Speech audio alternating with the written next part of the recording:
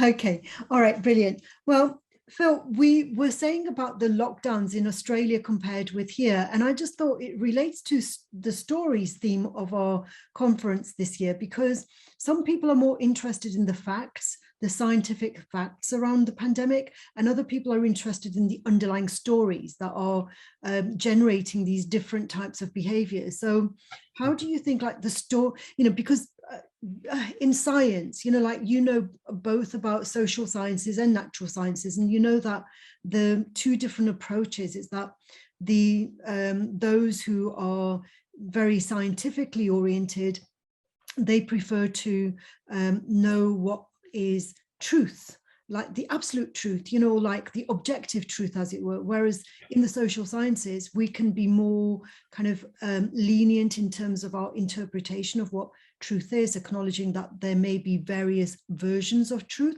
So with the pandemic, how do you think that the stories and the facts, how do we reconcile them? Because sometimes the facts don't fit with the stories that we find to be most predominant. Well, I think it's you use the word interpretation, and I think if you interpret fact, you can interpret facts in different ways, can't you? People interpret all the time. Whatever I say to you, you will be interpreting at some point what I'm saying. So how do you reach truth? Facts. You could say, what do they say about statistics? So people tend to believe what they want to believe. Yes. So belief systems come in here, don't they? And also you've got interplay with one of the strongest emotions that human beings have, which is fear. So you've got an amalgam of things happening that bring people to arrive at one conclusion or another.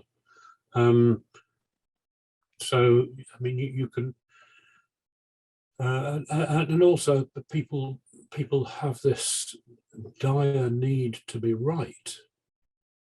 So people will die rather than admit that they're wrong in some cases, and that seems to be happening with COVID. Well, yeah, let me ask you another question on that point, because some people, I just heard yesterday somebody complaining about this so-called woke culture, where somebody was saying, well, if you say that what I believe is wrong, you're invalidating my existence. So you talk about death, some people are prepared to die, and it can be not simply a physical death, but an emotional or intellectual death. They associate it with that because that person said, you're invalidating my existence by making me wrong, basically. So that, isn't there?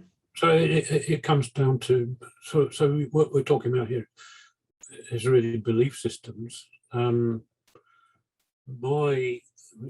asked about how do stories shape our identity, values and behavior.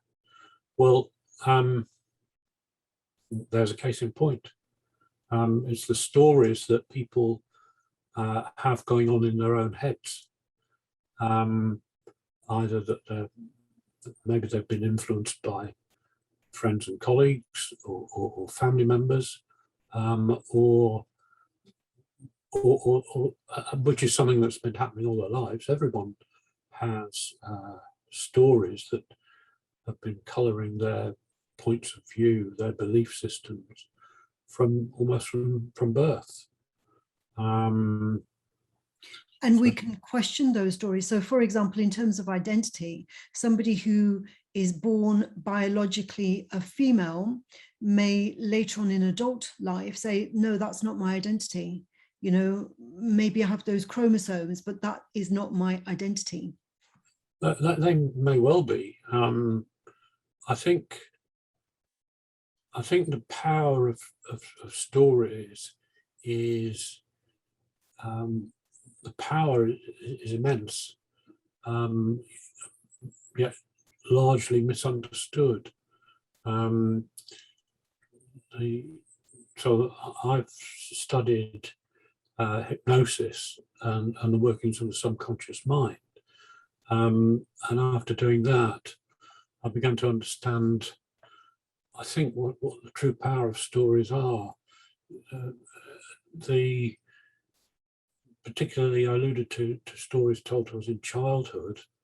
They're not, I don't mean fairy stories or old wives' tales, but what we're told about ourselves by adults, we take it to heart.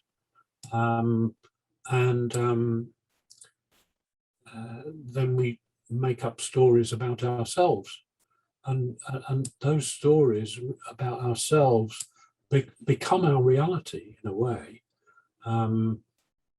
They have a profound effect on our identities and values. And when you talk about fairy stories, you know, some of us take the fairy stories to heart even more than stories that other people tell us about ourselves, because we identify very closely as children. You know, some of us identify very closely with those stories. For example, the story about the ugly duckling. I always used to identify very closely with the ugly duckling, thinking, well, this is why I feel that I don't belong, you know. And the question about belongingness for me was like, it caused me a lot of anxiety, and therefore the story about the ugly duckling explained what I was feeling. And so even the fairy stories, even the old wives' tales, they become part of our own identity because they help us to make sense of our identity. Some of them are really, really good because they've been handed down over the ages, and contain a huge amount of wisdom. For instance, can help boost confidence. I mean, the ugly duckling story is one of those things, and stories do have a significant bearing on our moods, our mental health, confidence or lack of it, and have both positive or negative bearings on our way of being. So it's a very interesting area, the whole question about stories. I'm really pleased that you've come up with this as being the main theme for. Yeah, because the thing is, you see, that so many of us, we agree that stories are powerful, but there are many others who say, well, no, what we're more interested in is what is real, what is not made up, that is not fabricated, it's not fake news. We want the facts, we want truth, basically. So the question is, when we are in pursuit of truth per se, are stories helpful? Or are stories only helpful not when we're looking for truth? Maybe we're looking for wisdom. You know, maybe they have more of a role in enabling us to be wise rather than our search for truth. Or can we find both truth and wisdom in stories? Can we find all the values that we could possibly be seeking in stories? Or are there limitations to? I don't think there are limitations to the wisdom that we can find in stories. I think if any group of people, no matter how many or how small a group, say just a group of two, are given facts, each of them will make up stories about those facts. I mean, one say, well, I see the truth here, and the truth for me is this, and the other person can say, well, I see the truth here, and the truth for me is this, and they would do different things. It's like witnesses to an accident. You have a group of witnesses to an accident that occurred, and you'll find that every one of those witnesses will tell a different story or interpretation of what they saw happen, which was a fact. So it's almost impossible to get to the truth.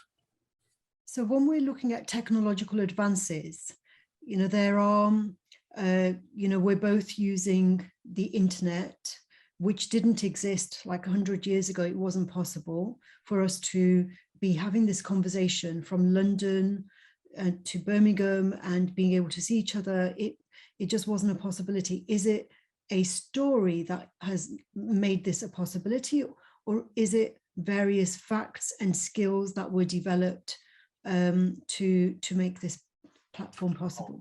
That's very interesting. So that reminds me of something I saw a few years ago, which was relating Star Trek, the science fiction series, to a product that's changed a lot of our lives, which are iPads, tablets. And people were walking around in Star Trek with these tablets 25, 30 years before they existed. Mm-hmm. So could it be, for example, that fiction stories can preempt reality, or can preempt invention? Well, If you look at the stories of Arthur C. Clarke, much of what he wrote about, which was pure fiction, have actually come about. So it's an interesting area to explore. And one of the things that that I've looked at regarding stories is how we use goal setting to bring things about. So something that I've used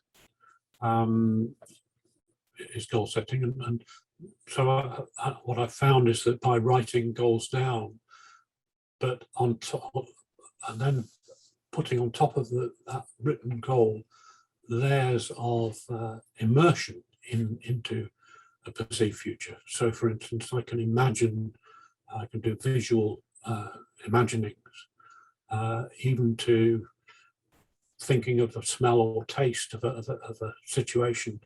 And if you do that on a regular basis and you embed it in the subconscious mind, it has truly amazing beneficial effects on life's outcomes. Yeah. So I think we can hypnotize ourselves, can't we? We can self-hypnotize and create things based on, how we've hypnotized ourselves. But thinking back to what you just said about Star Trek and about how they used to carry these iPads, which were not called iPads, but they are in effect exactly like what we're using now. But they also used to beam themselves up, so they would go into that lift and they would just be, they would transform from being matter into dust, basically, and do you think that is a possibility? Is it likely, like in 100 years time, we will be able to? I've no idea. Who knows? We can't tell, can we? I mean, with current understanding of physics, it's not possible. But then our understanding of physics changes, doesn't it? There's a whole new area of physics called quantum physics that is, we're only scratched the surface of it. So who knows? I mean, we don't know. I mean, there's talk now about time travel, which is again an impossibility, isn't it? Well, we think it is, but airplanes were an impossibility. Like say 200 years ago or 300 years ago, if you said to somebody, I'll be able to travel from England to Australia in 18 hours by plane, well, that's just a story. So my question is, like, a lot of the stories, these science fiction stories that we say, well, it is just a story, it's a science fiction story. Are those stories kind of futures that in the future they will become facts? They're stories at present, but they will become facts at some point. Some of them may do, yes. We don't know, but unless we, I suppose it comes back to what I was saying about goal setting. If you imagine something as being possible, then it becomes possible, even though it's impossible. Yeah, because there's that saying, isn't there? I think it was Goethe who said, if you can conceive it, you can achieve it. you know. Was it Goethe?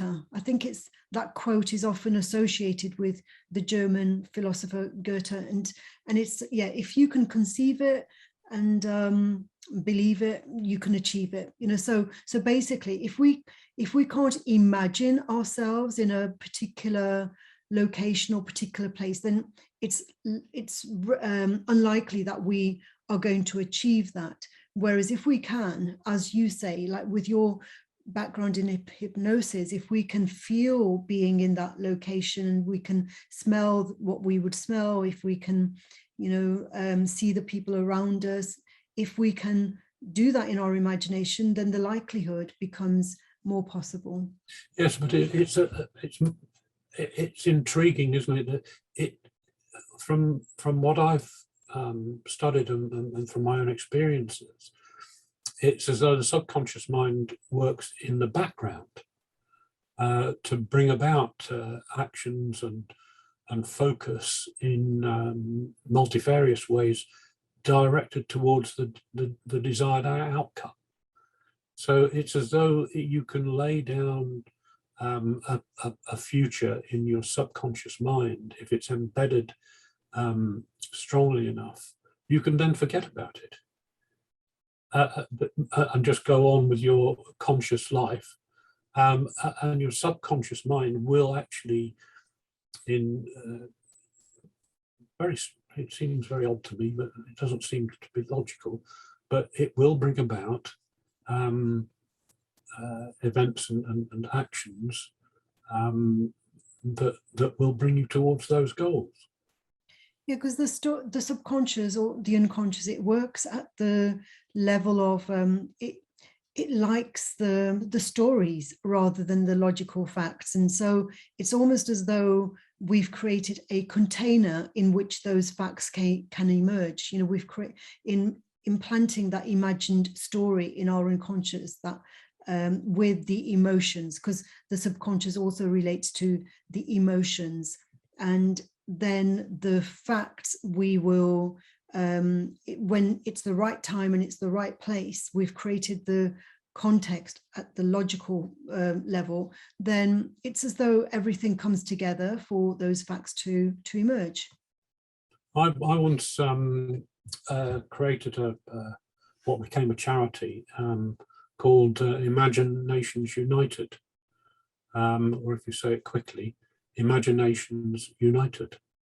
Mm-hmm. And that was set up to seek to, it was a cross-cultural thing, and it was designed, we were experimenting, we were looking to see if there was a way to have people from completely disparate backgrounds, culturally and economically, be able to relate to each other. In other words, it was designed to help to break down prejudices. And what we ended up doing, we created things called Piper groups, that's Peace in People, Education and Research. And we found that the way to have, we could have a group of people, the optimum number was 8, with a facilitator. And in one evening, just in a couple of hours, you could have people from totally different backgrounds, and with bringing prejudices with them. We could have them become profoundly related. And we did it through stories. Each person told a story about their childhood. And it was as simple as that. We went round the room 2 or 3 times, and because I suppose the way of summing it up is looking at childhood memories, all children like to splash in puddles. So there were common things that were occurring to them, and the realization that the sort of onion layers that are put on top of those times are precisely that. They're layers that have been put in there and become barriers to them relating to other people. And it was amazing to see the results of that. And when you talk about children splashing in puddles, it evokes this feeling of joy. And yeah. I suppose that's what, even if I've never splashed in puddles, I can, that feeling of joy, I have experienced joy, and therefore I can connect with it. So, you know, and it's at that emotional level, like when you create a common ground where you ask people to elicit their experiences of joy in whatever form it's been in, then there's that connection, because emotionally, it doesn't matter what language you speak, it doesn't matter what country you've lived in, but we've all experienced joy somehow or other. And so that emotion transcends the boundaries, doesn't it? Yes, there's a common humanity. I'm currently developing a project called the Great Mind Brain Experiment. And it'll utilize the power of stories and the subconscious mind, using various techniques, guided visualizations, hypnosis, what you could call deep mindfulness,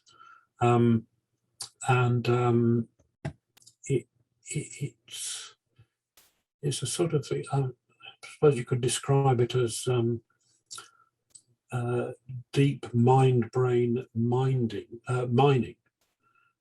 So mining for the gold yet to be discovered in our brains. And say that the brain is the most complex object in the known universe, and therefore the most difficult to fathom. And there's a story there as well, because some of us are looking for the gold within us and others are looking for the gold externally. Yes, this is very much looking for the gold within us. It's a kind of, I would say, people are searching for a holy grail with artificial intelligence. What this is looking first at enhancing human intelligence,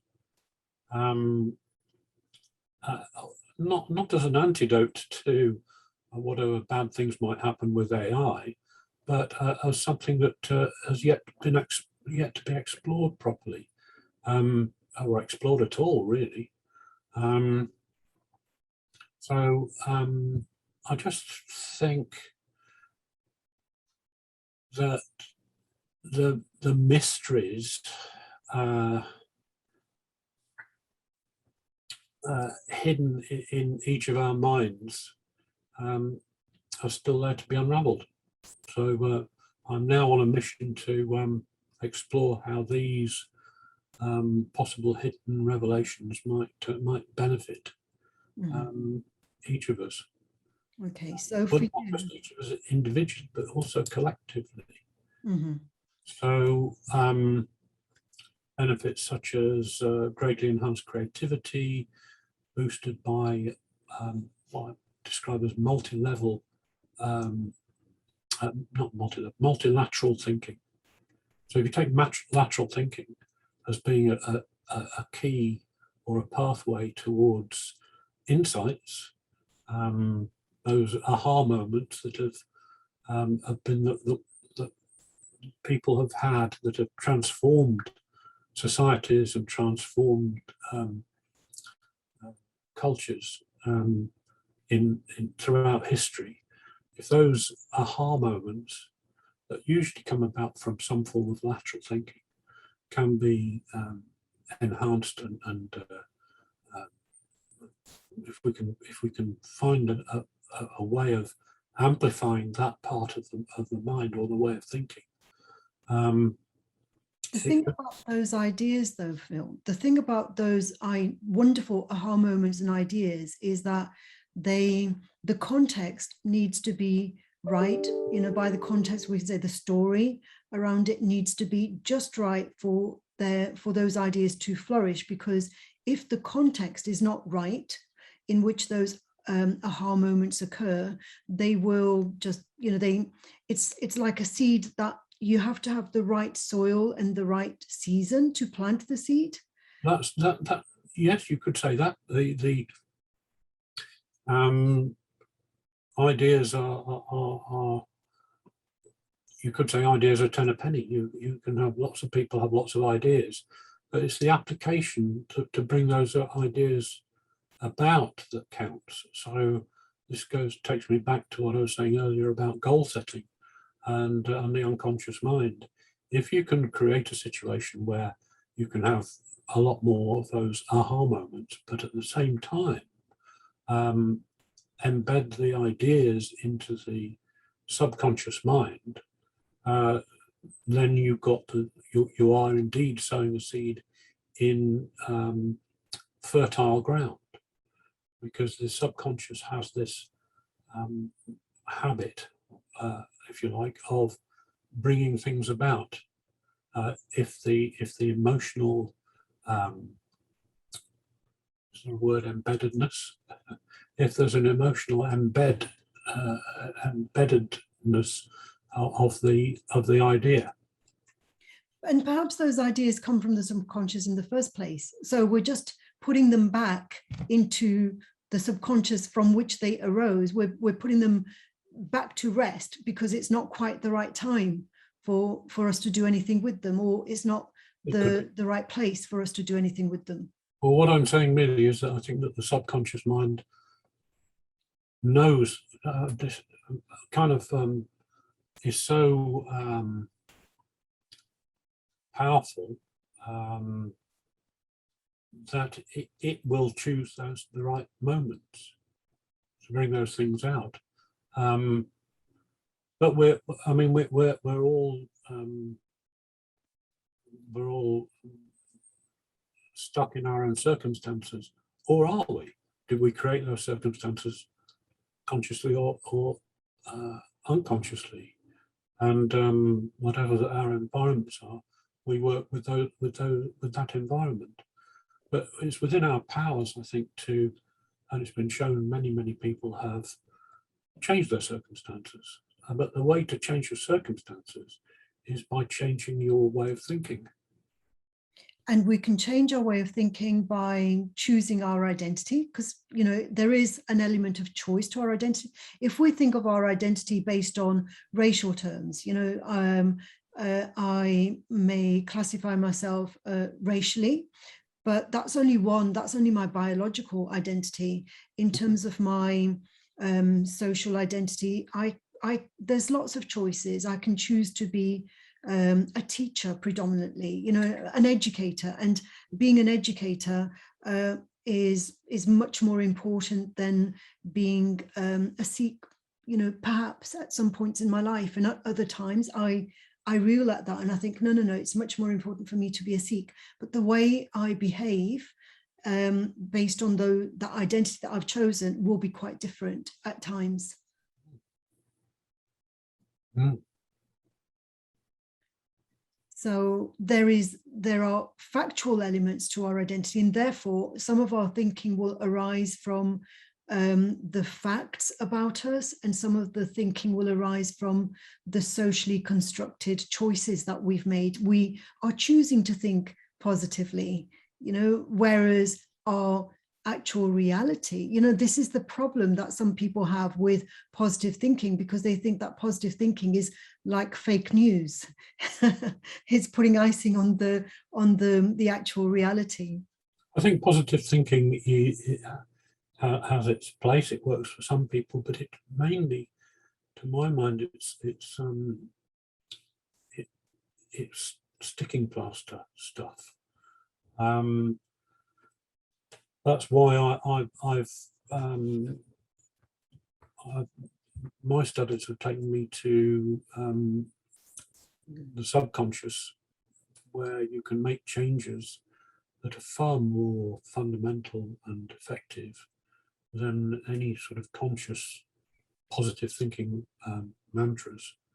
So after spending many hours in seminars and webinars and lots of courses to do with personal development, I think it was only when, and I mean, I've spent years with this sort of area.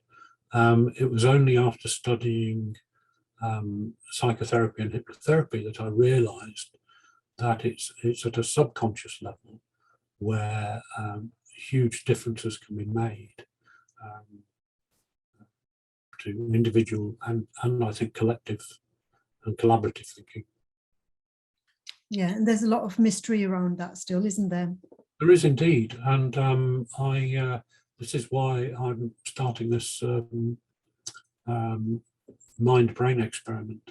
So I'm going to be looking for people who want to take part, and it'll be put together and ready to roll out before the end of the year.